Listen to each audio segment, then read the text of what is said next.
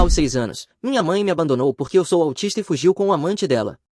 Meu pai me criou sozinho por 11 anos. Aos 17 anos, eu construí um aplicativo avaliado em US$ 780 mil. Então ela voltou, acompanhada de um advogado, exigindo meu dinheiro. Nosso advogado disse que poderíamos perder, mas ele não sabia que eu vinha me preparando para isso. Ei, Reddit, meu nome é Billy, 18 anos, homem, e finalmente estou pronto para compartilhar minha história, então apertem os cintos e peguem alguns lanches.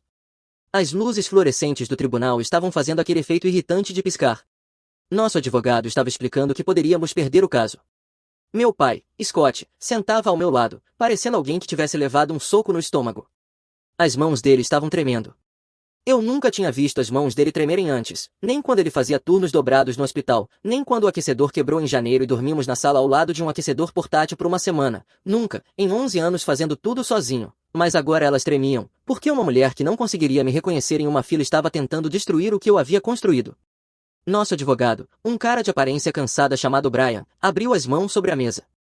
Ele nos disse que a parte assustadora não era a custódia, e sim o fato de eu ainda ser menor de idade, e ela estar tentando obter controle sobre o fundo fiduciário até que eu completasse 18 anos. Ele disse que mães biológicas fazendo reivindicações sobre os bens de seus filhos nem sempre são vistas com clareza pelos juízes.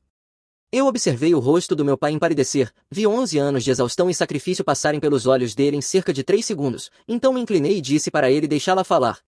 Ele olhou para mim como se eu tivesse enlouquecido, e eu disse de novo, apenas deixa-la falar, deixe o advogado dela falar, não reaja, apenas espere. Brian ergueu uma sobrancelha, talvez o garoto realmente tenha algo aqui. Meu pai não entendeu, e tudo bem, ele não precisava entender, só precisava confiar em mim, porque aqui está o que ninguém naquela sala sabia, exceto eu vinha montando um dossiê desde os 9 anos de idade, cada aniversário que ela perdeu, cada ligação que nunca fez, cada prova que mostrava que Camille era exatamente quem eu sempre soube que ela era. Mas para entender como chegamos até aqui, você precisa saber o que aconteceu desde a noite em que ela foi embora. 23 de outubro de 2013, eu tinha 6 anos, estava sentado à mesa da cozinha da nossa casa na Beer Lane, traçando os quadrados da toalha de mesa com o dedo. 1, 2, 3, 4. Isso ajudava quando as coisas ficavam barulhentas dentro da minha cabeça.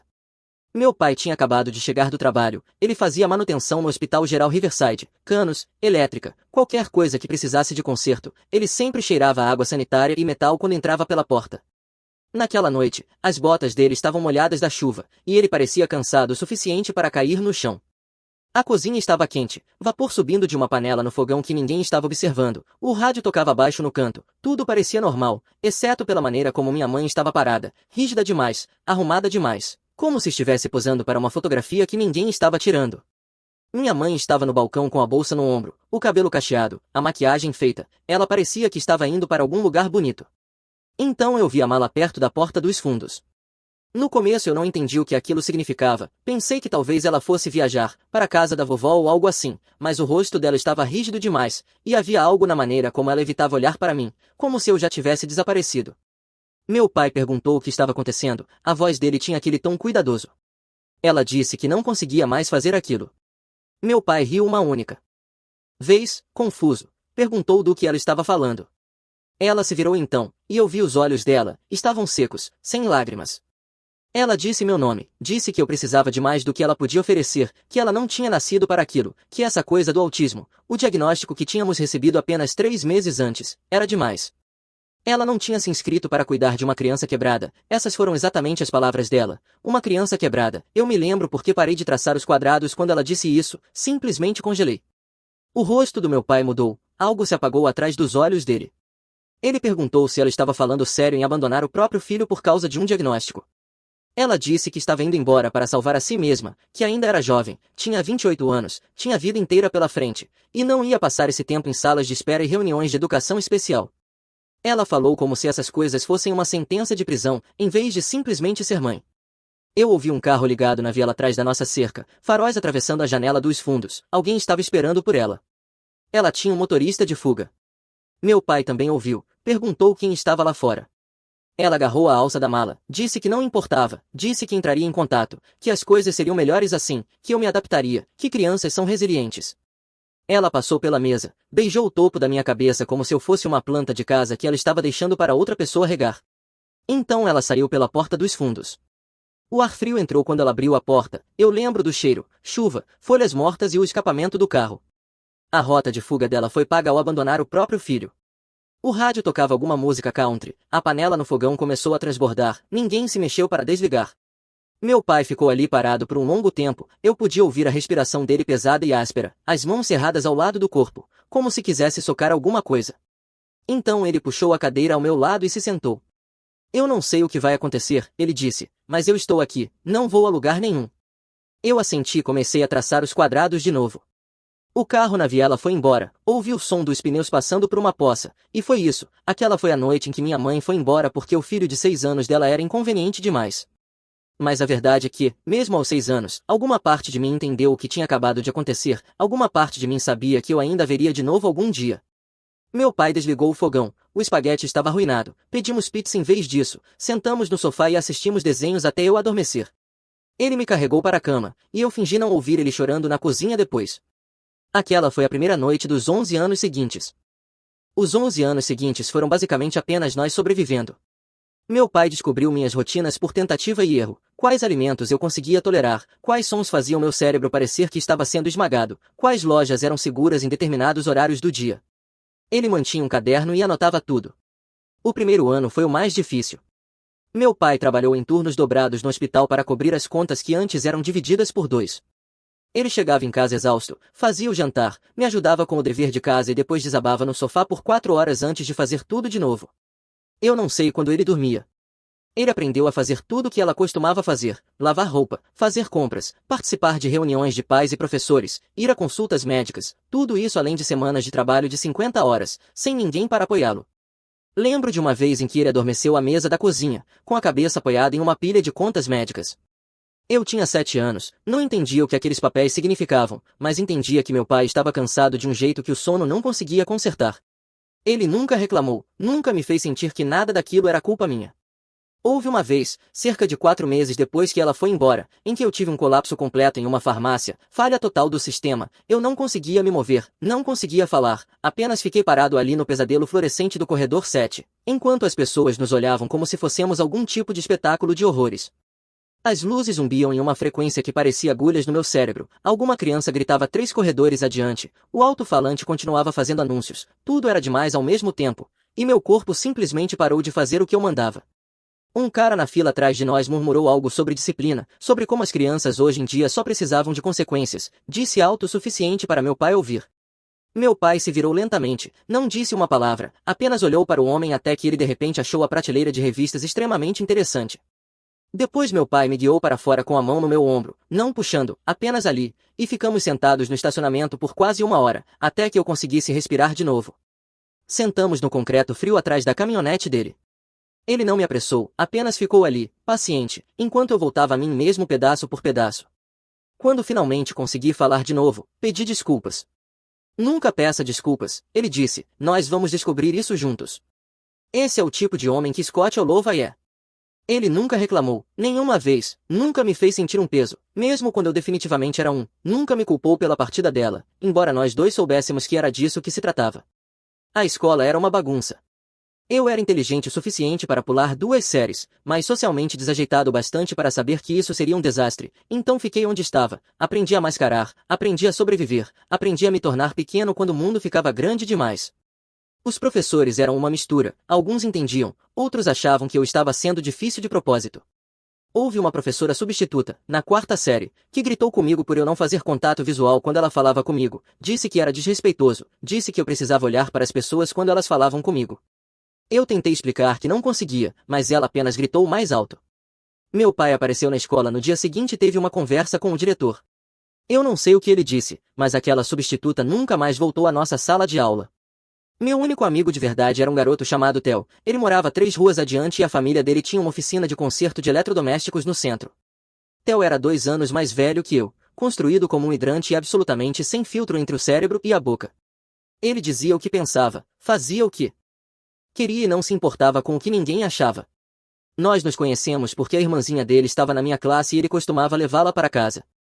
Um dia, alguns alunos da 8ª série decidiram que eu parecia um alvo fácil. 3 deles me encurralaram atrás do ginásio, dizendo as coisas de sempre, sobre como eu era estranho, como eu andava esquisito, como eu falava como um robô. Um deles me empurrou contra a parede de tijolos, e então Theo virou a esquina procurando a irmã. Ele não fez perguntas, não hesitou, apenas entrou direto no meio da situação e perguntou ao garoto maior se ele queria descobrir o quão rápido Theo podia fazê-lo se arrepender das escolhas de vida dele. O garoto maior riu, disse que Theo estava em desvantagem numérica. Theo deu de ombros e disse que números não importam quando você está disposto a se machucar, disse que já tinha sido suspenso 2 vezes por brigar e não se importava em fazer disso 3. Os alunos da 8ª série de repente se lembraram de que tinham outro lugar para estar. Depois disso, Theo meio que me adotou, não de um jeito de pena, mas como se tivesse encontrado um gato de rua estranho e decidido que agora aquilo era problema dele. Ele vinha à minha casa depois da escola, sentava no meu quarto enquanto eu trabalhava em código e falava sobre nada em particular. Ele nunca parecia incomodado com meus silêncios, meus movimentos repetitivos ou qualquer uma das coisas que deixavam outras pessoas desconfortáveis. Ele tinha esse jeito de simplesmente estar por perto. A maioria das pessoas queria alguma coisa quando passava tempo com você, atenção, conversa, entretenimento. Theo só queria companhia. Ele ficava rolando o celular, comentava coisas aleatórias, comia qualquer lanche que tivesse na cozinha. Às vezes passávamos horas sem realmente conversar, e isso estava tudo bem. Quando contei a ele sobre minha mãe, sobre o que ela tinha dito, o maxilar dele se contraiu e ele disse algumas coisas muito criativas sobre onde ela poderia enfiar as opiniões dela. Depois ele perguntou se eu já tinha ouvido falar dela desde então. Eu contei sobre as raras ligações telefônicas, talvez uma vez a cada 1 ou 2 anos, sempre estranhas, sempre curtas. Ela perguntava como eu estava, eu dizia que estava bem, ela dizia que isso era bom e então vinha o silêncio, até que um de nós inventasse uma desculpa para desligar. Contei como as ligações foram ficando mais curtas com o tempo, como ela parou de perguntar sobre a escola, como nunca lembrava do meu aniversário. Theo ouviu tudo aquilo e então disse algo que eu nunca esqueci. Ele disse que as pessoas mostram quem elas são pelo que fazem, não pelo que dizem, e o que Camille fez foi ir embora, todo o resto é só ruído. Foi aí que comecei a manter registros. Na verdade, foi Theo quem me deu a ideia do aplicativo, não diretamente, mas um dia, quando eu tinha 14 anos, ele estava reclamando do sistema de inventário do pai dele na oficina de conserto, disse que era um caos, que ninguém conseguia encontrar nada, disse que toda a operação desmoronaria se o pai dele algum dia fosse atropelado por um ônibus. O pai dele tinha tentado 3 soluções de software diferentes. E todas elas eram péssimas, porque não foram projetadas para a forma como oficinas de conserto realmente funcionam, e algo clicou na minha cabeça. Comecei a pensar em sistemas, em organização, em pegar espaços avassaladores e dividi-los em etapas gerenciáveis, em padrões e rotinas e na maneira como meu cérebro funcionava, algo que todo mundo dizia ser uma deficiência, mas que na verdade parecia um superpoder quando eu o direcionava para os problemas certos. Foi aí que comecei a construir o Meridian. O Meridian começou como uma piada, um projeto com o qual eu mexia tarde da noite quando não conseguia dormir, o que acontecia com frequência. A ideia era simples, pegar ambientes caóticos, lojas, escolas, transporte público, e dividi-los em etapas previsíveis, agendas visuais, avisos sensoriais, rotas alternativas quando as coisas ficavam esmagadoras demais. Basicamente, eu estava criando o aplicativo que eu gostaria que existisse quando eu tinha 6 anos e ficava paralisado em uma farmácia enquanto estranhos julgavam meu pai. O laptop do meu pai morreu quando eu tinha 12 anos, simplesmente desligou uma noite e nunca mais ligou. Ele passou 3 horas desmontando na mesa da cozinha, tentando trazê-lo de volta à vida com peças reaproveitadas do depósito de equipamentos inutilizados do hospital, soldou conexões enquanto eu assistia, substituiu capacitores que ele havia retirado de máquinas que ninguém mais queria. Não funcionou, então ele vendeu a caminhonete dele, uma Ford F150 de 2004. Ele tinha aquela caminhonete desde antes de eu nascer, usou para carregar tudo, de madeira a equipamentos hospitalares, e a mim incontáveis vezes, quando o ônibus era demais e eu precisava de uma saída. Ele a vendeu por $2.000 e comprou um laptop recondicionado para mim. Quando ele me entregou, eu disse que ele precisava da caminhonete. Eu posso andar, ele disse, você não pode recuperar o tempo que desperdiçou. Foi naquele momento que decidi que faria aquilo dar certo, não por mim, mas por ele, porque um homem que vende a própria caminhonete para que o filho tenha um computador funcionando merece saber que esse sacrifício significou algo. Trabalhei no Meridian por 3 anos, todas as noites depois da lição de casa, todos os fins de semana, todas as férias de verão, enquanto outras crianças estavam na piscina ou jogando videogame. Theo testou a versão beta, a amiga da irmã dele que tinha testou, um garoto da minha escola que tinha uma ansiedade tão forte que não conseguia ir sozinho ao supermercado testou. O código era uma bagunça no começo. Eu sou autodidata, o que significa que cometi todos os erros possíveis antes de descobrir o que realmente funcionava. Passei 3 meses em um recurso que acabou sendo inútil, reescrevi toda a estrutura do banco de dados 2 vezes, mas o conceito era sólido, dividir ambientes avassaladores em etapas previsíveis, dar às pessoas um mapa através do caos. A primeira demonstração foi um desastre, uma noite comunitária de tecnologia na biblioteca. Meu laptop travou no meio da apresentação. Fiquei ali parado enquanto a tela ficava preta, sentindo cada olhar na sala como se estivesse perfurando minha pele. Uma mulher tentou ser gentil com isso, o que de alguma forma piorou tudo. Não toquei no código por 3 semanas depois daquilo, apenas fiquei no meu quarto encarando o teto e me perguntando se eu estava me enganando. Talvez todo mundo que dizia que eu não conseguia fazer as coisas estivesse certo, talvez eu devesse apenas aceitar minhas limitações. Theo apareceu na segunda semana com um saco de salgadinhos e um olhar teimoso no rosto. Ele sentou no chão do meu quarto e disse que não iria embora até eu parar de ser idiota. Palavras dele, não minhas. Não falamos sobre a apresentação, apenas ficamos ali por 2 horas enquanto ele rolava o celular, e aos poucos eu me lembrei de que um erro não era o fim do mundo. O retorno dos testadores beta me manteve em frente, pessoas reais me dizendo que o Meridian realmente as ajudava, isso importava mais do que um laptop travado em um evento na biblioteca. Quando eu tinha 16 anos, participei de uma pequena competição em Des Moines. Eu não ganhei, mas algumas pessoas notaram. Uma coordenadora de educação especial do distrito de Bettendorf entrou em contato sobre uma versão escolar, depois uma clínica de saúde comportamental em Rock Island, e então as coisas começaram a se mover mais rápido do que eu conseguia acompanhar. Meu pai cuidou do lado empresarial porque eu preferiria comer vidro a fazer conversa fiada com investidores. Ele lia os contratos em voz alta para mim enquanto eu andava de um lado para o outro na sala de estar, identificando as partes que pareciam erradas, as cláusulas que pareciam feitas para nos ferrar. Contratamos um advogado, Brian. Ele não era chamativo, mas era cuidadoso, e cuidadoso era exatamente o que precisávamos. Brian revisou cada documento antes de assinarmos qualquer coisa, fez perguntas que deixavam os investidores desconfortáveis, contestou cláusulas que teriam nos prejudicado 3 anos depois. A oferta de aquisição chegou 3 semanas depois do meu 17º aniversário. Uma empresa de Minneapolis especializada em software de acessibilidade queria o Meridian por $780 mil, esse era o número. Depois de impostos, taxas e a parte do Brian, o valor ficou mais próximo de 500 mil. As negociações duraram 6 semanas. Houve um momento no meio do processo em que os compradores quiseram mudar a funcionalidade principal de maneiras que teriam tornado o aplicativo pior para as pessoas que ele foi projetado para ajudar. Eu disse que o acordo estava cancelado se eles não desistissem disso. Meu pai olhou para mim como se eu tivesse enlouquecido, $700 mil em jogo, mas eu havia criado o Meridian para pessoas como eu, e se os novos donos fossem destruir as partes que realmente importavam? O dinheiro não valia a pena, eles desistiram da exigência. Fechamos o acordo em $500 mil por um aplicativo que eu construí em um laptop que meu pai comprou com o dinheiro da caminhonete. Colocamos a maior parte em um fundo fiduciário, quitamos a hipoteca da casa da Beer Lane e separamos dinheiro para uma faculdade que eu nem tinha certeza se algum dia usaria. Meu pai largou o segundo emprego, pela primeira vez em 11 anos, passou a trabalhar 40 horas por semana como uma pessoa normal. A aquisição saiu na seção de negócios locais, uma matéria pequena, mas mencionava meu nome, e em uma cidade como Davenport esse tipo de coisa se espalha. O pai do Theo comentou que tinha ouvido alguém perguntando sobre mim em um evento do setor, um sujeito que comandava uma rede de oficinas de concerto, Craig alguma coisa. Fui pesquisar e descobri que Craig Keating tinha se casado com uma mulher chamada Camille 4 anos antes. Olova era o sobrenome de solteira dela, não precisava ser um gênio para ligar os pontos. Por cerca de 6 semanas, tudo ficou quieto. Meu pai começou a dormir mais de 5 horas por noite, eu comecei a achar que finalmente tínhamos tido um pouco de sorte. Então a carta chegou. Camille não voltou com um pedido de desculpas, voltou com um advogado. A carta era formal e tão passivo-agressiva que dava náusea. A senhora Camille Keating, anteriormente Olova, desejava restabelecer um relacionamento com o filho e tratar de certas questões financeiras relacionadas às recentes atividades empresariais dele. Era isso que eu era para ela, uma questão financeira. Ela tinha descoberto sobre a aquisição de alguma forma, provavelmente pelas redes sociais, provavelmente por meio de alguém que ainda conhecia alguém que nos conhecia. Cidades pequenas são assim, a notícia corre, especialmente notícias sobre dinheiro. As mãos do meu pai estavam tremendo quando ele me mostrou a carta. Eu li 2 vezes, depois devolvi para ele e disse que estava esperando por isso. Ele me olhou como se eu tivesse criado uma segunda cabeça. Fui para o meu quarto e puxei uma caixa de dentro do armário. Dentro havia uma pasta.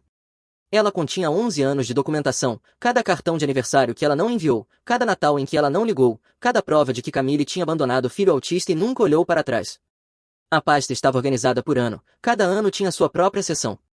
Eu tinha sido meticuloso com datas, horários, duração das ligações telefônicas, citações exatas de conversas que eu tinha memorizado. Mas não era só isso. Quando eu tinha 9 anos, comecei a manter registros, datas e horários das raras ligações dela, as coisas que ela dizia, as promessas que quebrava. No começo eu escrevia tudo em um caderno escolar, depois transferi para arquivos digitais. As ligações eram sempre iguais, ela perguntava como eu estava com uma voz de documentação cuidadosa. Por que você não me contou sobre isso? Ele perguntou. Por que você teria tentado me proteger disso? E eu não precisava de proteção, eu precisava de munição. Ele se sentou à mesa da cozinha, esfregou o rosto com as duas mãos. Você estava planejando isso, ele disse, não foi uma pergunta. Desde que eu tinha 9 anos, eu respondi, eu sabia que ela voltaria um dia. Tel veio naquela noite. Contei a ele o que estava acontecendo. Ele se sentou na minha cama, estalou os dedos e perguntou se eu precisava que ele fizesse alguma coisa suspeita. Eu disse que não, que queria vencê-la do jeito certo. Ele assentiu e disse que respeitava o jogo de longo prazo.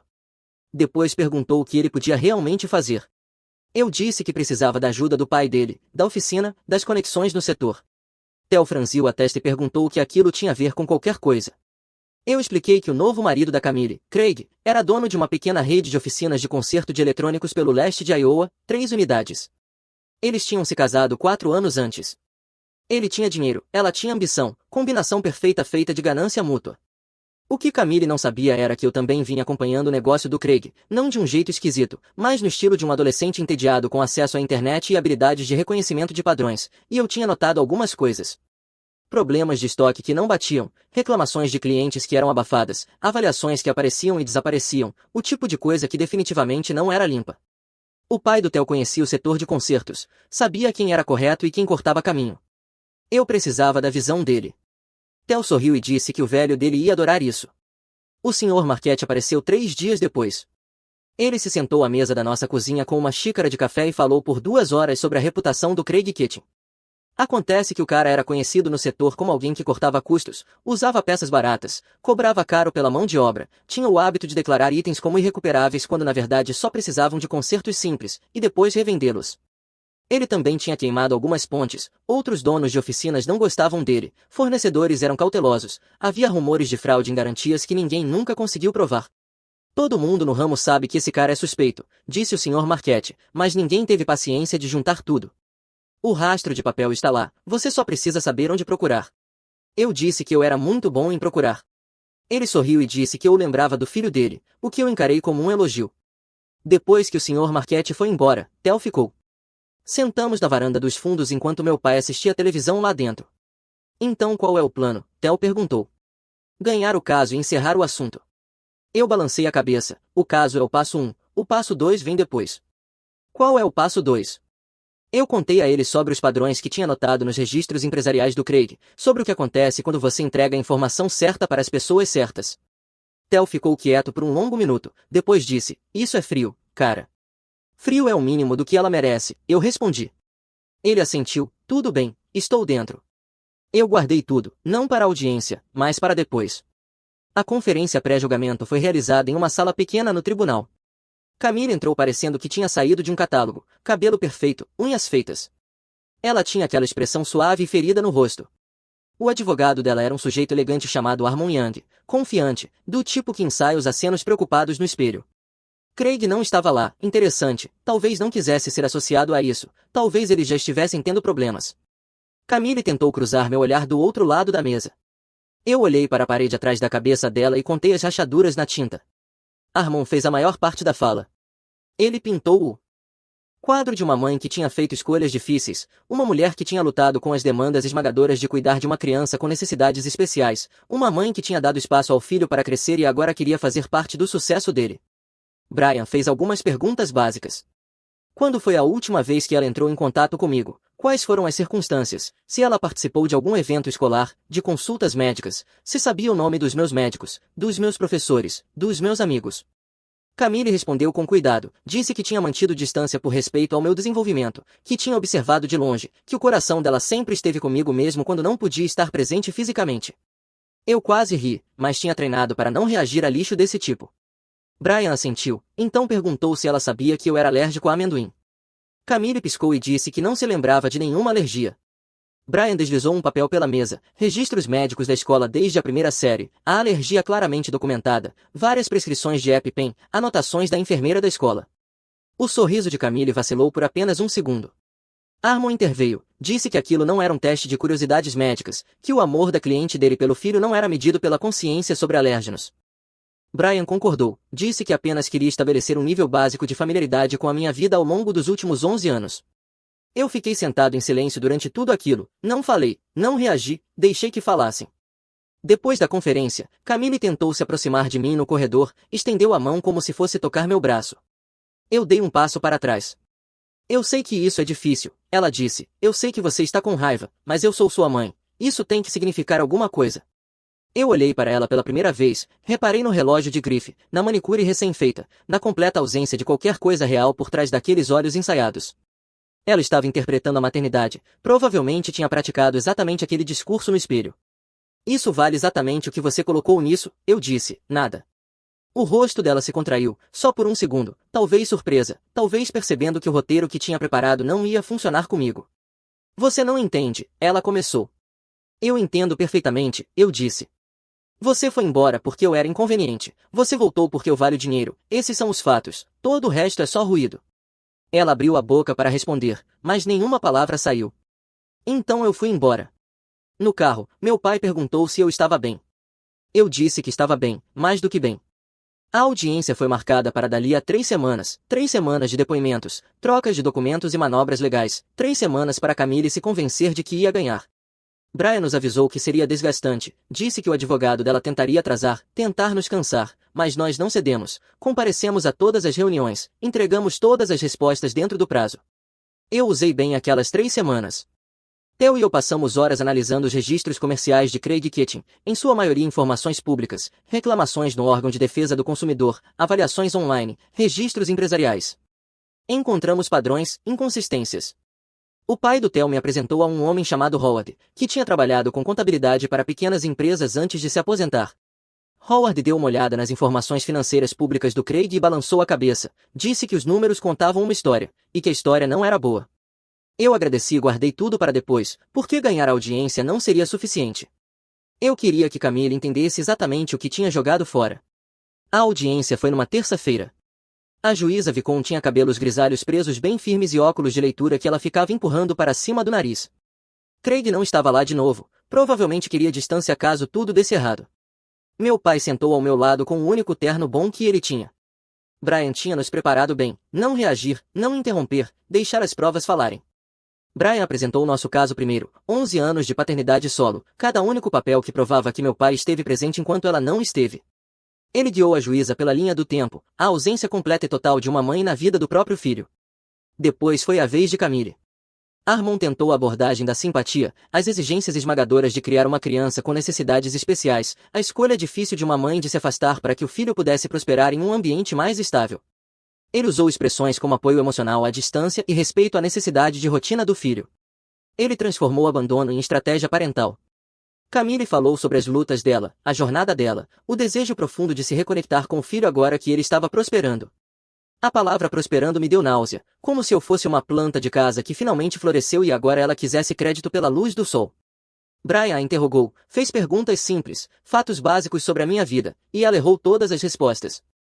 Brian deixou cada resposta pairar no ar por um momento antes de seguir em frente, não discutiu, não apontou. Óbvio. A caneta da juíza parou de se mover. Então Brian reproduziu a mensagem de voz. A voz de Camille preencheu a sala do tribunal, metálica pelos alto-falantes antigos, mas perfeitamente clara, explicando que ela não queria ser contatada, que tinha feito as pazes com a decisão dela, que meu pai deveria parar de ligar porque ela não estava interessada em atualizações sobre uma situação da qual já tinha seguido em frente. Eu mantive os olhos nela enquanto a gravação tocava. A cor sumiu do rosto dela, ela tentou se controlar, mas as mãos estavam agarradas à borda da mesa com força suficiente para deixar os nós dos dedos brancos. O advogado dela protestou, a juíza indeferiu, a gravação foi até o fim. Ninguém disse uma palavra depois disso. Camille ficou olhando para a mesa à frente, como se esperasse que ela a engolisse. Brian perguntou se eu queria fazer uma declaração. Eu me levantei, caminhei até a frente do tribunal, ajustei o microfone porque estava apontado no ângulo errado. Fui direto. Disse que construiu o Meridian porque queria ajudar pessoas como eu a navegar por um mundo que não foi feito para nós. Disse que fiz isso com o apoio de um único pai que nunca desistiu, mesmo quando tudo parecia impossível. Disse que eu não precisava nem queria nada da mulher que me chamou de quebrado e foi embora. Eu não olhei para ela enquanto falava, ela não merecia o contato visual. A decisão veio mais rápido do que qualquer um esperava. A juíza Vicon nem sequer fez um intervalo para pensar. Ela negou completamente o pedido de Camille, nenhuma modificação de custódia, nenhum controle financeiro, nenhuma visitação a menos que eu solicitasse especificamente, o que aconteceria aproximadamente nunca. Ela ordenou que Camille pagasse nossas custas legais, emitiu um aviso formal sobre ações frívolas e deixou claro que, se Camille tentasse isso novamente, haveria consequências sérias. Então ela acrescentou algo que não constava em nenhuma das petições. Ela olhou diretamente para Camille e disse que, em 30 anos de magistratura, já tinha visto muitos pais fazerem escolhas difíceis, mas nunca tinha visto alguém tentar lucrar com uma criança que abandonou. Disse que esperava que Camille tirasse um tempo para pensar no tipo de pessoa que queria ser. Camille ficou paralisada, a compostura perfeita finalmente destruída. Ela olhou para Armon como se esperasse que ele consertasse tudo, mas ele já estava arrumando as coisas, provavelmente calculando como seria pago por uma cliente que acabará de perder tudo. Saímos do tribunal para a luz da tarde. Meu pai parecia ter rejuvenescido 5 anos nas últimas 3 horas, mas estava sorrindo, realmente sorrindo. Eu não conseguia lembrar da última vez que o tinha visto sorrir daquele jeito. Ele colocou a mão no meu ombro e perguntou se eu estava bem. Eu disse que estava, mas eu ainda não tinha terminado. Theo estava esperando perto do carro, ele queria ter entrado, mas eu disse que estaria cheio demais. Ele estava encostado no capô, braços cruzados, parecendo um segurança de uma boate em que ninguém queria entrar. E aí, como foi? Ele perguntou. Eu fiz um sinal de positivo com o polegar. Ele sorriu e abriu a porta do passageiro para meu pai, depois entrou atrás comigo. Então, ele disse enquanto saíamos do estacionamento, fase 2. Eu assenti. A decisão do tribunal não foi a vingança, foi o passo 1. 3 dias depois da audiência, uma denúncia anônima chegou à Divisão de Proteção ao Consumidor do Gabinete do Procurador-Geral de Iowa, com documentação detalhada de fraude em garantias nas oficinas de conserto de Craig Kitchen, reclamações de clientes, registros suspeitos de estoque, informações de contato de ex-funcionários que estavam esperando alguém finalmente fazer perguntas. Eu tinha passado 3 semanas antes da audiência montando aquele pacote, tudo informação pública, tudo pesquisa legítima. Eu só era muito bom em ligar pontos que outras pessoas não viam. O que aconteceu depois foi exatamente como se espera. O gabinete do procurador-geral enviou cartas aos clientes pedindo recibos, fornecedores passaram a exigir pagamento à vista, depois começaram as inspeções.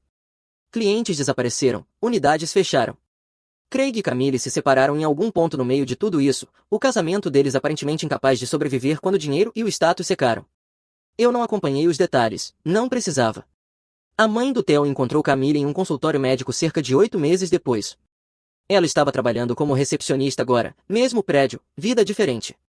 As roupas de grife tinham sumido, as unhas perfeitas estavam sem esmalte. Ela tentou puxar conversa, tentou perguntar como eu estava.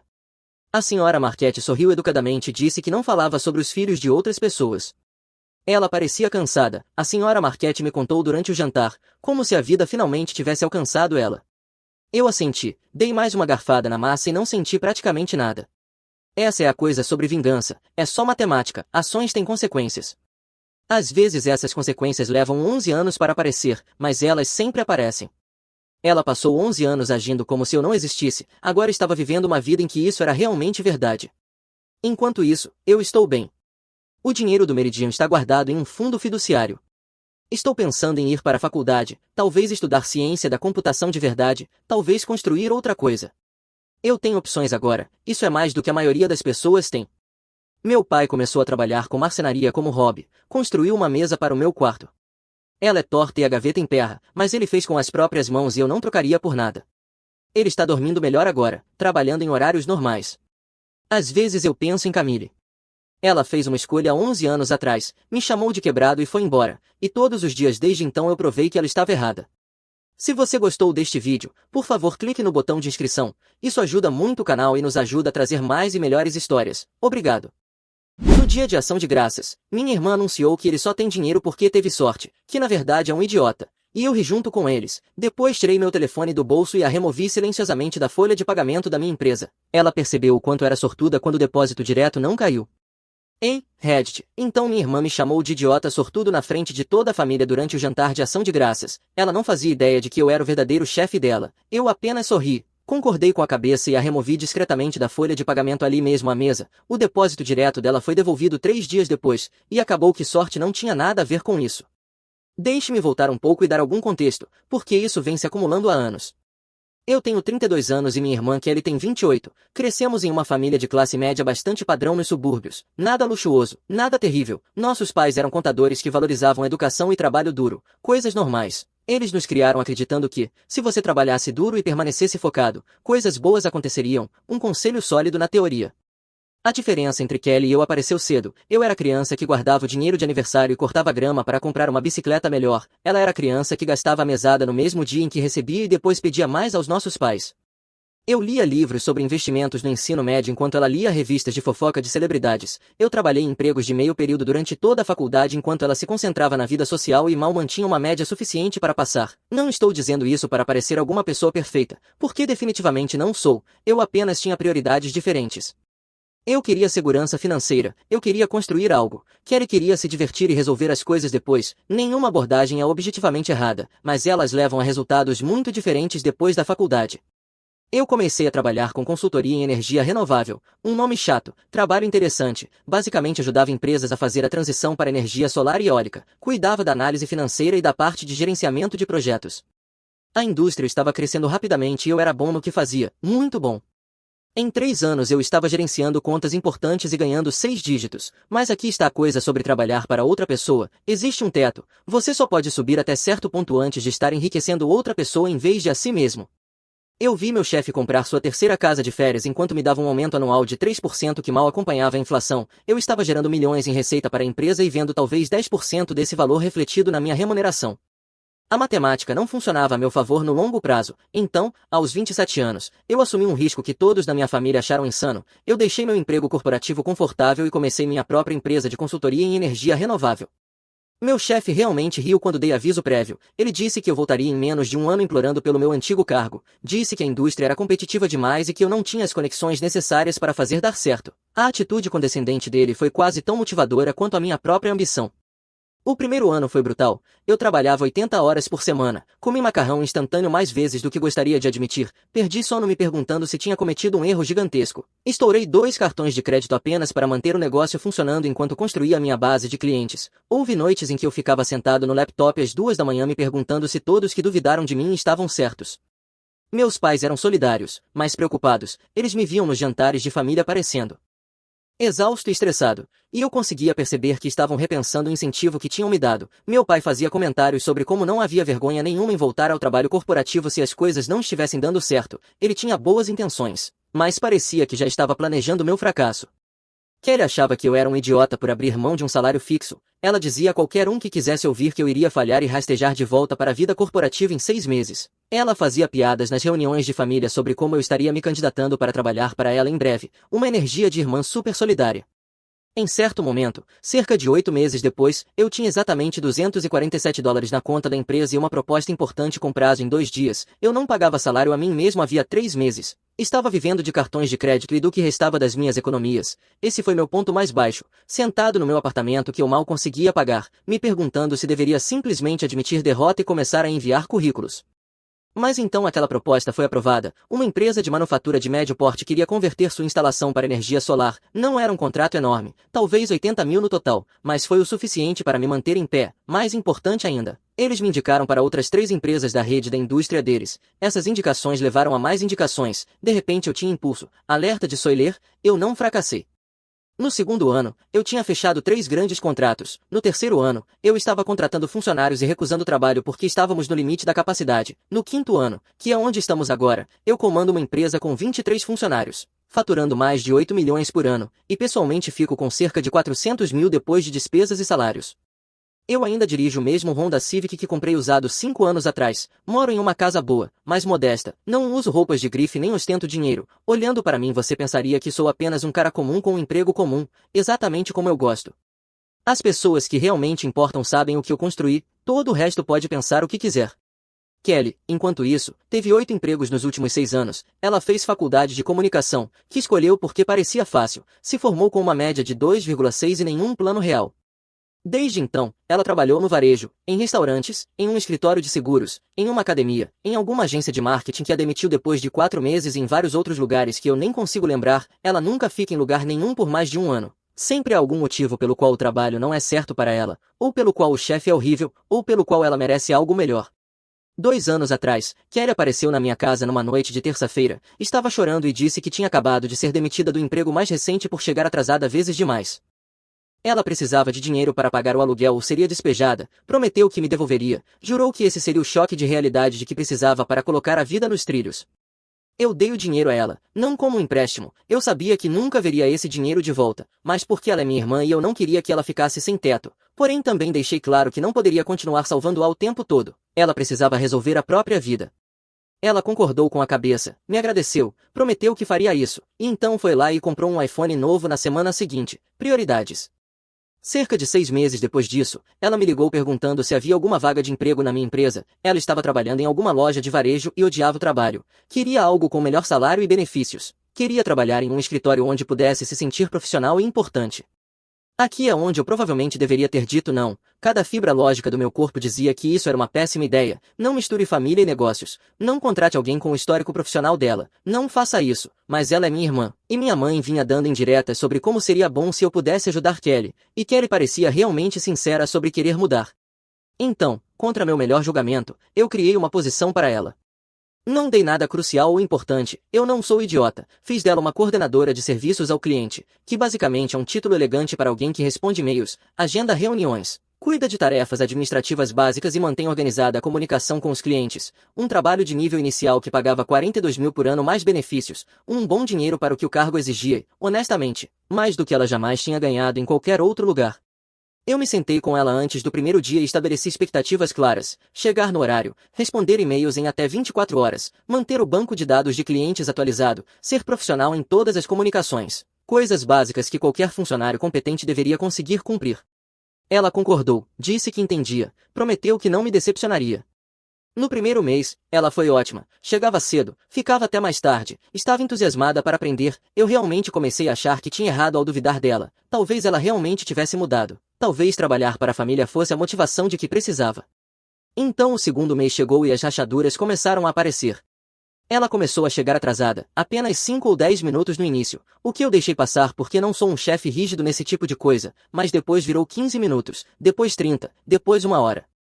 Quando eu falava com ela sobre isso, ela sempre tinha uma desculpa. O trânsito estava ruim, o alarme não tocou, ela não estava se sentindo bem, nunca era culpa dela, sempre alguma circunstância externa fora de seu controle. A qualidade do trabalho dela também começou a cair, e-mails ficavam sem resposta por dias, reuniões com clientes eram marcadas nos horários errados, o banco de dados virou uma bagunça de informações desatualizadas e registros faltando. Minha gerente de escritório, Patrícia, veio falar comigo 3 vezes em um único mês sobre o desempenho da Kelly. Patrícia está comigo desde o primeiro ano e não reclama a menos que algo realmente seja um problema. Uma vez, Kelly marcou uma apresentação crítica com um cliente em potencial para 2 da tarde de uma terça-feira. O cliente voou de Nevada especificamente para essa reunião. Às 1h45 recebi uma ligação da recepção dizendo que a sala de reuniões não estava preparada e que Kelly não estava no escritório. Aconteceu que ela tinha ido almoçar ao meio-dia e simplesmente não voltou, não ligou, não mandou mensagem, apenas desapareceu. Descobri depois que ela encontrou alguns amigos no restaurante e decidiu ficar com eles em vez de voltar ao trabalho. Ela apareceu às 4 da tarde como se nada tivesse acontecido. Eu tive que pedir desculpas pessoalmente a esse cliente e remarcar o voo dele. Acabamos conseguindo o contrato, mas apenas porque eu descontei parte dos nossos honorários para compensar o profissionalismo inexistente. Esse único incidente me custou cerca de 15 mil em receita perdida e quase destruiu um relacionamento com um cliente que poderia ter nos trazido anos de negócios recorrentes. Quando confrontei Kelly sobre isso, ela disse que tinha perdido a noção do tempo e que não achava que fosse grande coisa, já que eu estava lá para conduzir a reunião de qualquer forma. Não achava que fosse grande coisa um cliente ter voado através de 3 estados para uma reunião que ela marcou e depois abandonou, e ela não achava que fosse grande coisa. Em outra ocasião, ela enviou um e-mail para um cliente em potencial com tantos erros de digitação e gramaticais que eles me ligaram para perguntar se éramos uma empresa legítima. O e-mail literalmente dizia que aguardávamos ansiosamente fazer negócios com sua empresa. Eu tive que explicar que estávamos no meio do treinamento de um novo funcionário e que aquilo não representava nossos padrões habituais. Enquanto isso, Kelly já trabalhava lá havia 4 meses naquele momento. Isso não era um erro de funcionária nova, era apenas trabalho feito com preguiça. Eu chamei Kelly de lado para uma conversa, não como irmão, mas como chefe. Disse a ela que os atrasos precisavam parar e que a qualidade do trabalho precisava melhorar. Ela ficou defensiva imediatamente, disse que eu estava sendo duro demais com ela, disse que eu não entendia o quão estressante o trabalho era, disse que Patrícia estava contra ela porque tinha ciúmes de Kelly ser irmã do chefe. Essa última parte quase me fez rir. Patrícia não tinha motivo algum para sentir ciúmes de ninguém. Ela era minha mão direita, ganhava 95 mil por ano mais bônus e tinha participação real na empresa, mas Kelly precisava culpar alguém, e Patrícia era um alvo fácil. Eu dei a Kelly uma advertência formal por escrito, documentei tudo, disse a ela que, se as coisas não melhorassem em 30 dias, teríamos que reconsiderar a posição dela. Ela chorou, prometeu melhorar, e as coisas melhoraram por cerca de 2 semanas, antes de voltarem exatamente aos mesmos padrões de sempre. A coisa que realmente me atingiu, porém, nem foi o desempenho ruim dela, foi a atitude dela no escritório. Ela reclamava constantemente de como tinha que trabalhar duro, enquanto isso fazia almoços de 1 hora e passava metade do dia no celular. Falava sobre como era mal paga, apesar de ganhar mais do que a média de mercado para o cargo e o nível de experiência dela. Fazia comentários sobre como eu tinha vida fácil como dono, como se eu ficasse apenas sentado contando dinheiro o dia inteiro, em vez de trabalhar feito um condenado para manter tudo funcionando. Meus outros funcionários começaram a perceber, eu ouvia eles resmungando sobre a Kelly receber tratamento especial por ser da família, e eles estavam certos, qualquer outro funcionário com o histórico dela teria sido demitido meses antes. Mas eu continuava dando chances por causa da nossa relação, exatamente a situação sobre a qual tinham me alertado quando a contratei. A gota d'água veio cerca de 3 meses atrás, pouco antes do dia de ação de graças. Um cliente grande, uma empresa de imóveis comerciais que queria adaptar 5 prédios com painéis solares, provavelmente um contrato de 2 milhões ao longo de 2 anos, tinha enviado um e-mail para Kelly com algumas perguntas sobre o cronograma da nossa proposta. Coisas simples, queriam saber quando poderíamos começar, como seria o cronograma de pagamentos e se poderíamos acomodar os fornecedores preferidos deles para certos componentes. O trabalho da Kelly era encaminhar essas perguntas para as pessoas apropriadas da minha equipe, obter as respostas e compilar uma resposta profissional. Trabalho básico de coordenação, era literalmente para isso que eu a tinha contratado. Ela nunca respondeu ao e-mail, simplesmente não respondeu. O cliente fez um acompanhamento 1 semana depois, um pouco irritado, ainda assim nenhuma resposta da Kelly. Fizeram outro acompanhamento, dessa vez diretamente comigo, e agora estavam seriamente irritados, prontos para desistir e levar o projeto de 2 milhões para um concorrente. Eu fiquei sabendo porque o cliente me ligou diretamente, o que nunca deveria ter acontecido. Quando perguntei a Kelly sobre isso, ela disse que estava ocupada com outras tarefas e esqueceu de um cliente de 2 milhões, esqueceu de fazer o trabalho básico pelo qual eu pagava 42 mil por ano. Eu passei 3 horas ao telefone pessoalmente acalmando o cliente, pedindo desculpas pela nossa falta de comunicação, oferecendo um desconto para compensar o inconveniente.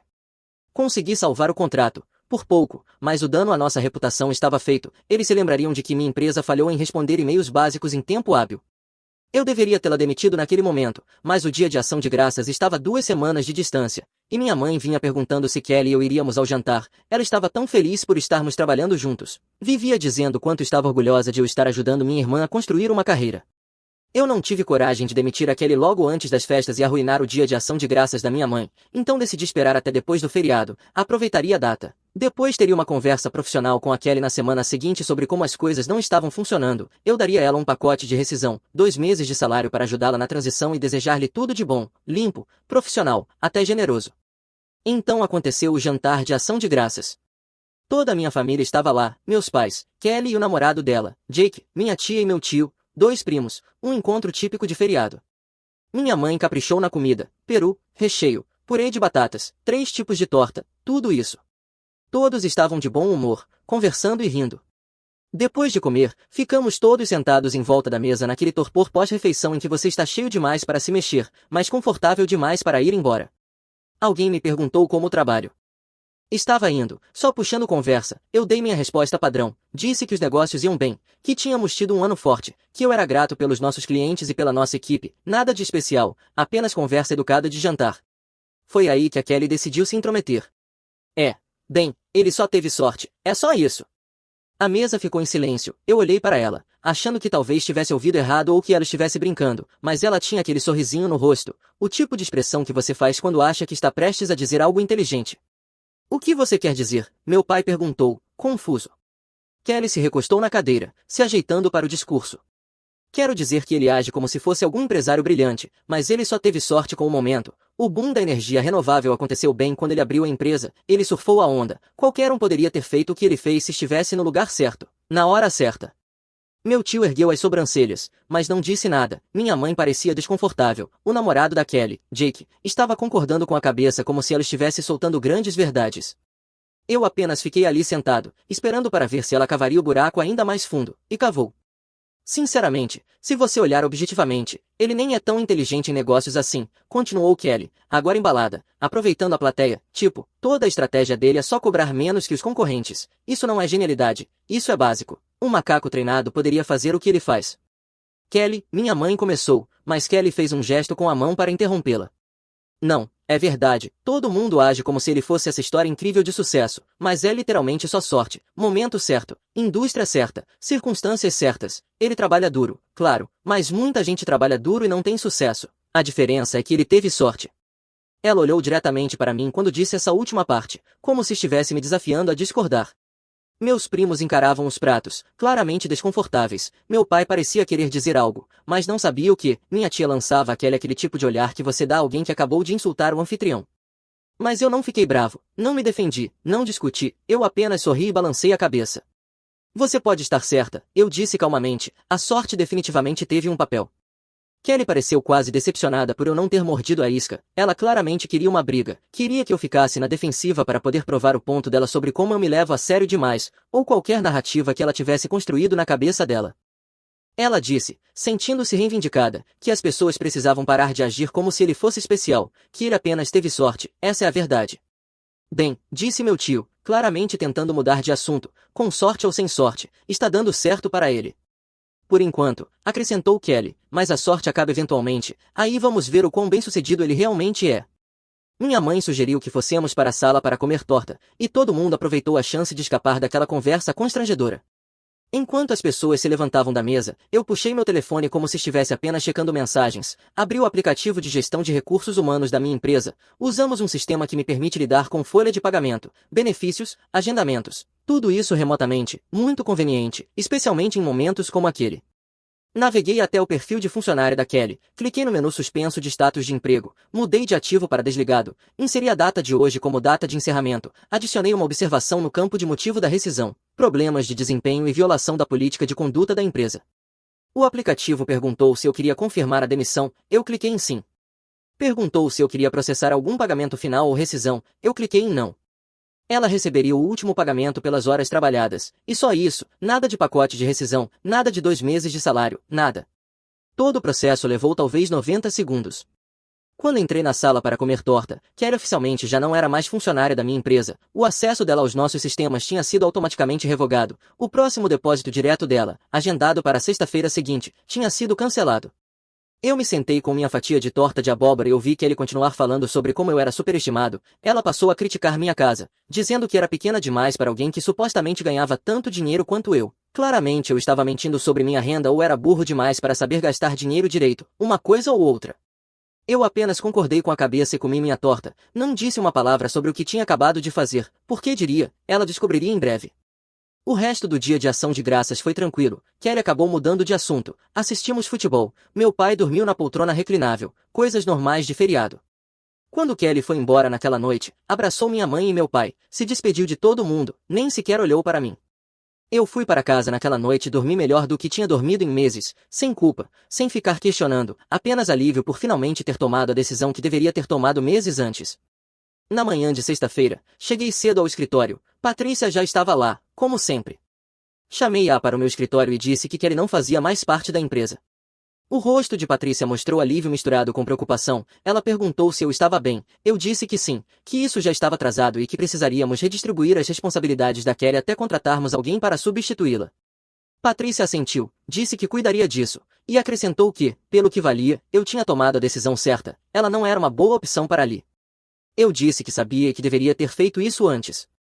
Enviamos um breve e-mail para a equipe naquela manhã, informando que Kelly Turner não fazia mais parte da empresa, com efeito imediato, que as responsabilidades dela tinham sido redistribuídas e que todos os clientes deveriam direcionar suas necessidades de coordenação para Patrícia até novo aviso, profissional e direto ao ponto.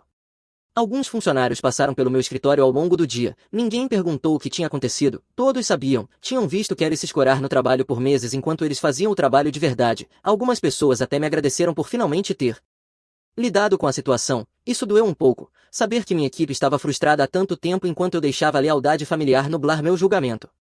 O dia em que o depósito direto da Kelly deveria ter caído foi a sexta-feira seguinte. Por volta das 2 da tarde, meu telefone começou a não parar. Primeiro uma mensagem da Kelly dizendo que o pagamento não tinha sido depositado e perguntando se eu podia verificar com o setor de folha de pagamento. Eu não respondi, estava em uma reunião com um cliente. Segunda mensagem, 10 minutos depois, perguntando seriamente onde estava o pagamento e dizendo que aquilo era ridículo. Terceira mensagem, 5 minutos depois disso, dizendo que precisava daquele dinheiro naquele dia, que tinha contas a pagar e que eu precisava consertar aquilo agora. Então ela ligou, eu recusei, ligou de novo, recusei novamente. Depois o telefone do escritório tocou, Patrícia atendeu, ouviu por 1 minuto e então entrou no meu escritório. Kelly está na linha, disse Patrícia, claramente tentando não sorrir, ela está muito chateada com o pagamento. Diga a ela para verificar o e-mail, eu disse, ela deveria ter recebido uma notificação de desligamento na semana passada. Patrícia voltou para a mesa dela, ouvi ela transmitir a mensagem, então ouvi a voz da Kelly ficar alta o suficiente para eu conseguir distinguir palavras pelo telefone da Patrícia. Patrícia disse mais alguma coisa e desligou. Ela disse que nunca recebeu nenhum e-mail, relatou Patrícia, e está exigindo falar com você. Você verificou se o e-mail de desligamento foi enviado? Perguntei. Patrícia checou no computador, enviado na sexta-feira às 8 da manhã para o e-mail corporativo dela. Ela provavelmente não verificou desde o dia de ação de graças. Claro que não tinha. Kelly tratava verificar o e-mail de trabalho como algo opcional, mais um motivo pelo qual ela tinha sido péssima no trabalho. Se ela ligar de novo, diga para verificar o e-mail corporativo dela para todas as informações relevantes sobre o desligamento, eu disse, e se ela continuar assediando a linha do escritório, vamos precisar bloquear o número dela. Kelly ligou mais 3 vezes, Patrícia deu a mesma mensagem em todas, e eventualmente bloqueou o número. Então Kelly começou a me mandar mensagens pessoais, as mensagens ficavam cada vez mais agressivas, você me demitiu, está brincando comigo agora, você não pode simplesmente me demitir sem aviso, isso é ilegal, a mamãe vai ficar sabendo disso, o papai também, você vai se arrepender disso, não acredito que você faz isso com a própria irmã, você é uma pessoa horrível, isso é porque eu falei a verdade sobre você no dia de ação de graças, não é, você é tão mesquinho assim, você me deve aquele pagamento, eu trabalhei por aquele dinheiro. Eu respondi exatamente uma mensagem. Você recebeu seu pagamento final por todas as horas trabalhadas até a data do seu desligamento em 25 de novembro. Quaisquer dúvidas sobre sua demissão devem ser direcionadas ao Departamento de Recursos Humanos. Em seguida silenciei a conversa. Ela tentou ligar para o meu telefone pessoal. Eu não atendi. Ligou diretamente para o escritório. Patrícia bloqueou. Ela ainda apareceu no meu escritório na manhã de segunda-feira, mas o prédio tem segurança e é necessário um cartão de acesso para passar da recepção. A segurança me ligou perguntando se eu estava esperando Kelly Turner. Eu disse que não, que ela não trabalhava mais ali e que deveriam pedir para ela se retirar, e foi o que fizeram. O verdadeiro estouro aconteceu quando ela ligou para os nossos pais. Minha mãe me ligou naquela segunda-feira à noite, bem quando eu estava saindo do escritório. Ela soava chateada. O que é isso de você ter demitido a Kelly? Ela perguntou, sem olá, sem como você está, direto para a acusação. É verdade, eu disse, eu encerrei o contrato dela na sexta-feira passada. Sem nem falar com ela antes, sem nenhum aviso. Ela tinha recebido vários avisos, mãe, documentação por escrito, planos de melhoria de desempenho, eu vinha tentando trabalhar com ela havia meses, ela escolheu não melhorar, mas ela é sua irmã, e também era minha funcionária, uma funcionária ruim. Eu dei a ela mais chances do que daria a qualquer outra pessoa, especificamente porque ela é minha irmã, mas eu não posso administrar um negócio baseado em sentimento familiar. Minha mãe ficou em silêncio por um momento, então disse que Kelly afirmava que eu a tinha demitido porque ela disse que eu tinha tido sorte no dia de ação de graças, que achava que eu estava apenas sendo mesquinho e vingativo. Eu cheguei a rir disso. Mãe, eu a demiti porque ela era ruim no trabalho, chegava atrasada de forma consistente, ignorava e-mails de clientes, criava problemas para minha equipe e me fez quase perder um contrato importante porque não se deu ao trabalho de cumprir tarefas básicas. O comentário do dia de ação de graças não teve nada a ver com isso. Ela disse que você fez isso no celular ali mesmo durante o jantar. Eu processei a demissão dela no dia de ação de graças, sim, mas a decisão tinha sido tomada semanas antes, eu já planejava demiti-la naquela segunda-feira seguinte de qualquer forma, o discursinho dela apenas adiantou o cronograma. Você deveria ter falado com ela primeiro, dado mais uma chance. Eu dei 6 meses de chances, mãe, quantas mais você queria que eu desse? Minha mãe suspirou. Ela está realmente passando por dificuldades agora, não tem emprego, está atrasada com o aluguel, precisa de ajuda. Então ela deveria ter pensado nisso antes de decidir se escorar justamente no único emprego em que alguém realmente lhe deu uma oportunidade de verdade. Ela é família, mas eu não sou o caixa eletrônico pessoal dela, eu disse, com mais firmeza do que costumo falar com minha mãe. Eu a ajudei dando a ela um bom emprego, com um bom salário, ela jogou isso fora, essas são as consequências das escolhas dela. Minha mãe não gostou dessa resposta, tentou a abordagem da culpa, falando sobre como Kelly era minha irmã mais nova e como eu deveria querer ajudá-la. Eu ouvi educadamente e depois disse que precisava desligar. Ela não ficou feliz, mas encerrou a ligação. Meu pai ligou no dia seguinte, foi mais direto. Você precisa devolver o emprego da Kelly, ele disse, sem introdução. Não, eu não preciso, respondi. Ela é sua irmã, você não pode simplesmente abandoná-la assim. Eu não estou abandonando, estou responsabilizando-a pelo desempenho no trabalho, há uma diferença. Ela fez um comentário no dia de ação de graças e você arruinou a vida dela por causa disso. Pai, eu mantive registros detalhados de cada problema de desempenho, cada atraso, cada prazo perdido, cada reclamação de cliente. Isso não tem nada a ver com o dia de ação de graças e tudo a ver com 6 meses de desempenho ruim documentado. Pergunte a ela sobre o cliente de 2 milhões que quase perdemos porque ela não se deu ao trabalho de responder a um e-mail. Meu pai ficou em silêncio. Que cliente? Eu expliquei a situação, como Kelly tinha ignorado vários e-mails de um cliente importante, como eu tive que intervir pessoalmente para salvar o contrato, como aquilo era apenas um exemplo entre muitos problemas. Ela nunca mencionou isso, meu pai disse lentamente. Claro que não, porque isso exigiria que ela assumisse responsabilidade pelas próprias ações, em vez de culpar todo mundo. Meu pai ficou quieto por um longo momento, então disse que sua mãe estava muito chateada com isso. Eu sinto que ela esteja chateada, mas tomei a decisão empresarial correta, que ela era um passivo para minha empresa, eu não podia mantê-la na equipe só porque compartilhamos DNA. Família deveria se apoiar. Eu a apoiei, pai, dei a ela um emprego para o qual não era qualificada, paguei mais do que a média de mercado, dei chance após chance para melhorar, chega um ponto em que apoio vira conivência. Eu não vou permitir que ela atravesse a vida se escorando, esperando que outras pessoas a carreguem. Meu pai não teve muito a dizer depois disso, pediu que eu pensasse sobre o que estava fazendo e desligou. Kelly tentou mais algumas vezes me convencer a recontratá-la ou pelo menos dar dinheiro de rescisão, enviou mensagens longas sobre como eu estava sendo injusto, como eu nunca a tinha entendido, como todos sempre esperavam que ela fosse como eu e ela não conseguia corresponder, como eu tinha tido sucesso porque tive vantagens que ela não teve. Eu não respondia nada disso, não havia nada a dizer, ela tinha construído uma narrativa em que era a vítima e eu o vilão, e nada do que eu dissesse mudaria isso, as pessoas acreditam no que querem acreditar. Cerca de 2 semanas depois de eu tê-la demitido, minha mãe ligou novamente, ela parecia cansada. Eu só quero que você saiba que seu pai e eu emprestamos dinheiro a Kelly para o aluguel, ela disse, ela está procurando um novo emprego, mas está levando tempo. Tudo bem, eu disse. Estamos decepcionados com a forma como você lidou com essa situação. Esse é o direito de vocês, mãe, mas eu mantenho minha decisão. Ela é sua irmã, você deveria tê-la ajudado. Eu a ajudei por 6 meses, eu a ajudei, ela escolheu não se ajudar. Minha mãe suspirou. Acho que você não entende o quão difícil as coisas estão para ela agora.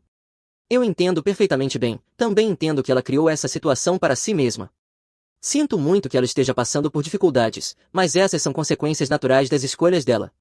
Você ficou muito duro, minha mãe disse em voz baixa. Não, mãe, eu apenas aprendi que ajudar pessoas que não querem se ajudar não ajuda de verdade, apenas permite que continuem fazendo escolhas ruins. Ficamos um tempo sem nos falar depois dessa ligação, meus pais estavam chateados comigo, Kelly contava para qualquer um que quisesse ouvir que eu a tinha traído, minha tia aparentemente achava que eu estava sendo duro demais, meu tio achava que eu tinha feito a coisa certa, mas não ia dizer isso em público porque não queria lidar com a reação da minha mãe. Mas sabe de uma coisa? Meu negócio funcionou melhor sem a Kelly lá. Patrícia contratou uma substituta em cerca de 3 semanas, uma recém-formada chamada Raquel, que realmente chegava no horário, respondia e-mails e tratava o trabalho com respeito.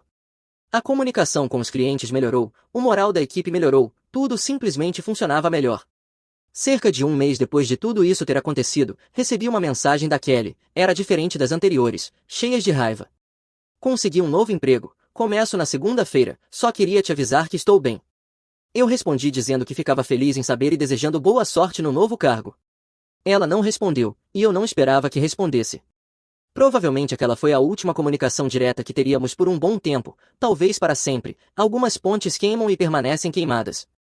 Meus pais aos poucos voltaram a falar comigo, embora as coisas estivessem claramente tensas. Minha mãe ligava de vez em quando e tínhamos conversas superficiais sobre assuntos neutros. Meu pai me mandou um artigo sobre um projeto solar que tinha lido. Pequenos gestos em direção à normalidade, mas a tensão subjacente ainda estava lá. Eles deixaram claro que achavam que eu estava errado. Eu deixei claro que não me importava. O Natal foi extremamente constrangedor. Todos aparecemos na casa dos meus pais porque é isso que se faz. Kelly estava lá com Jake. Não falamos diretamente um com o outro. Ela passou o tempo todo no celular ou falando com Jake em voz baixa. Eu fiquei com meus primos. E evitei a sala de estar onde Kelly tinha se instalado em determinado momento. Meu pai tentou forçar uma conversa entre nós. Ele literalmente disse: por que vocês dois não conversam e resolvem isso, como se fossemos crianças brigando por um brinquedo. Kelly me olhou com olhos frios, eu retribuí com a mesma indiferença, nenhum de nós disse nada, meu pai desistiu e voltou a assistir futebol.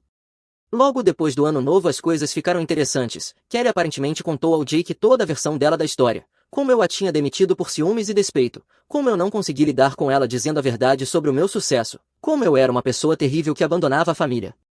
Jake, sendo a mente brilhante que é, decidiu ajudá-la a se vingar, criou uma avaliação falsa no Google para minha empresa, uma estrela, alegando que tínhamos enganado o negócio dele em 50 mil e nunca entregado o que prometemos. Disse que éramos fraudadores comandando uma operação de fachada, ele até inventou um nome de empresa falso para parecer legítimo. O problema com o plano do Jake era que eu tenho alertas do Google configurados para o nome da minha empresa, vi a avaliação dentro de 1 hora depois de publicada. Também vi que a conta que a publicou tinha sido criada naquele mesmo dia e só tinha feito aquela única avaliação, não era exatamente uma operação sofisticada. Tirei capturas de tela, documentei tudo e sinalizei ao Google como uma avaliação fraudulenta, ela foi removida em 48 horas. Em seguida, pedi ao meu advogado que enviasse ao Jake uma notificação de cessar e desistir por difamação e tentativa de dano à reputação do meu negócio. A carta mencionava possíveis ações legais caso ele continuasse. Kelly me ligou 2 dias depois, gritando sobre como eu estava ameaçando processar o namorado dela. Eu disse calmamente que, se o namorado dela quisesse cometer difamação passível de ação judicial, deveria estar preparado para as consequências, e então desliguei.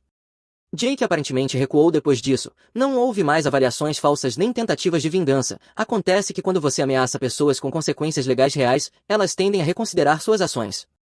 Em fevereiro, minha mãe ligou com novidades. Kelly tinha sido despejada do apartamento. Estava ficando com Jake, mas esse relacionamento implodiu depois da ameaça legal. Agora ela estava perguntando se poderia voltar a morar com nossos pais.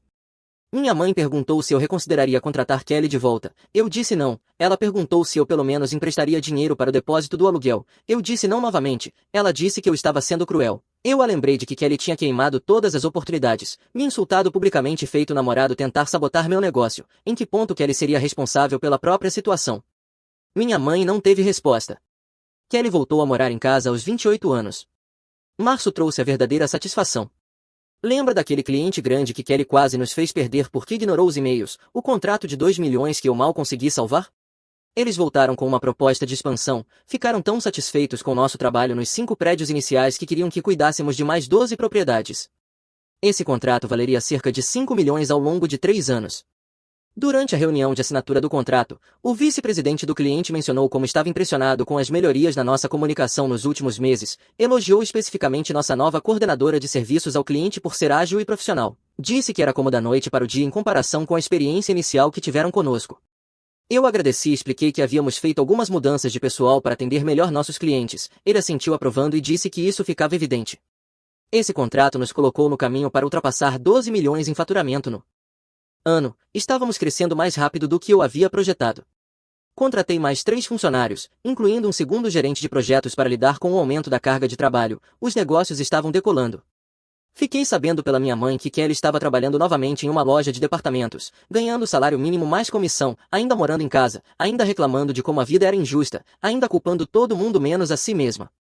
Meus pais pararam de me pedir para ajudá-la. Acho que finalmente perceberam que nenhuma quantidade de dinheiro ou oportunidades resolveria o problema fundamental da Kelly. Ela não queria fazer o trabalho. Em abril recebi uma mensagem no LinkedIn de alguém que já tinha trabalhado com Kelly antes. Ele disse que Kelly andava dizendo às pessoas que tinha saído da minha empresa porque eu a administrava de forma antiética. Afirmava que tinha pedido demissão por princípio, não que tivesse sido demitida. Eu publiquei uma atualização profissional no LinkedIn sobre a expansão da empresa e a importância de manter padrões elevados. Não mencionei Kelly pelo nome, mas qualquer um que conhecesse a situação entendeu. 2 ex-colegas entraram em contato depois da postagem. Ambos disseram que tinham ouvido boatos da Kelly e ficaram felizes em ver que, na verdade, estávamos prosperando. As tentativas dela de prejudicar minha reputação saíram completamente pela culatra. As pessoas do setor conversam, e quando viram o sucesso real da minha empresa, isso só a fez parecer amarga e pouco confiável.